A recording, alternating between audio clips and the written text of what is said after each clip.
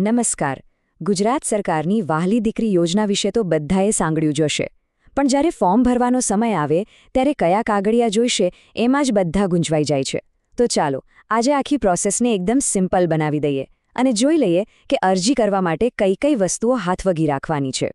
તો સૌથી મોટો અને મુખ્ય સવાલ એ જ છે કે આખરે આ યોજના માટે કયા કયા દસ્તાવેજો જોઈશે. ચાલો આપણે એક પછી એક આ બધા જ ડોક્યુમેન્ટ્સનું લિસ્ટ બનાવીએ, જેથી અરજી કરતી વખતે કોઈ જ દોડધામ ના થાય.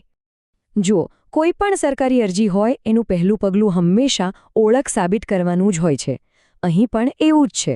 આ યોજનામાં દીકરી અને એના માતાપિતા એમ બંનેની ઓળખ સ્પષ્ટ થવી ખૂબ જ જરૂરી છે. તો ચાલો જોઈએ કે આના માટે શું શું જોઈશે.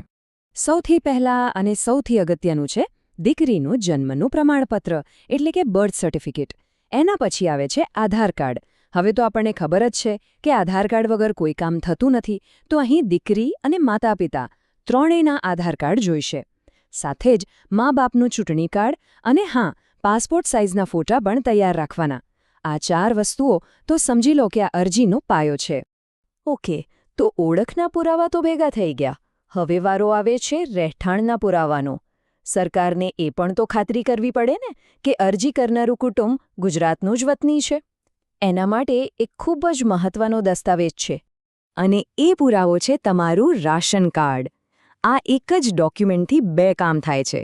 એક તો તમારું સરનામું પાકું થઈ જાય છે અને બીજું તમારા કુટુંબમાં કેટલા લોકો છે એની વિગતો પણ મળી જાય છે.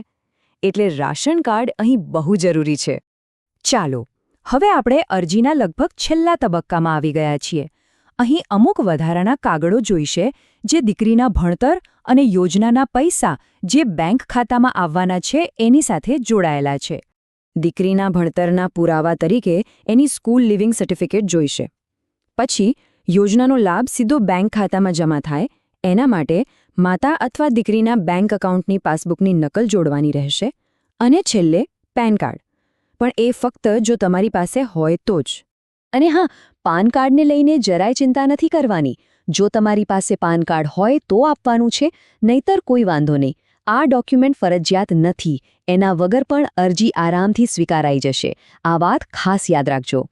તો આપણે બધા જ જરૂરી ડોક્યુમેન્ટ્સ વિશે તો જાણી લીધું. હવે ફટાફટ એક ફાઇનલ ચેકલિસ્ટ પર નજર નાખી લઈએ, જેથી જ્યારે પણ અરજી કરવા બેસો ત્યારે બધું તૈયાર જ હોય અને છેલ્લી ઘડીએ કોઈ દોડધામ ના થાય. આખી વાતને બસ આ 4 સિમ્પલ સ્ટેપ્સમાં યાદ રાખી લો. પહેલું, ઓળખના બધા પુરાવા ભેગા કરી લો. બીજું, રહેઠાણનો પુરાવો એટલે કે રાશન કાર્ડ તૈયાર રાખો. ત્રીજું, ભણતર અને બેંકને લગતા કાગળો ફાઇલમાં મૂકી દો. અને સૌથી અગત્યનું ચોથું પગલું, ફોર્મ જમા કરાવવા જાઓ એ પહેલાં બધું જ બરાબર છે કે નહીં એ 2 વાર ચેક કરી લેજો. અને આ રહ્યું તમારું ફાઇનલ ચેકલિસ્ટ. બધા જ દસ્તાવેજો એક જ જગ્યાએ. આનો એક સ્ક્રીનશોટ પાડી લો અથવા ક્યાંક નોંધી લો. જ્યારે અરજી કરવા બેસો ત્યારે આ લિસ્ટ પ્રમાણે એક એક કરીને ખાતરી કરી લો કે ફાઇલમાં બધું જ છે. બસ આમ કરશો તો ભૂલ થવાનો કોઈ ચાન્સ જ નથી. તો આ હતી વહાલી દીકરી યોજનાના દસ્તાવેજો વિશેની બધી જ માહિતી. આશા છે કે હવે અરજી કરવાની પ્રક્રિયા એકદમ સહેલી લાગતી હશે. તો પછી હવે અરજી કરવા માટે તૈયાર છો ને? આ માહિતી તમારા મિત્રો અને પરિવાર સાથે પણ જરૂર શેર કરજો, જેથી વધુ ને વધુ દીકરીઓ આ સરસ મજાની યોજનાનો લાભ લઈ શકે.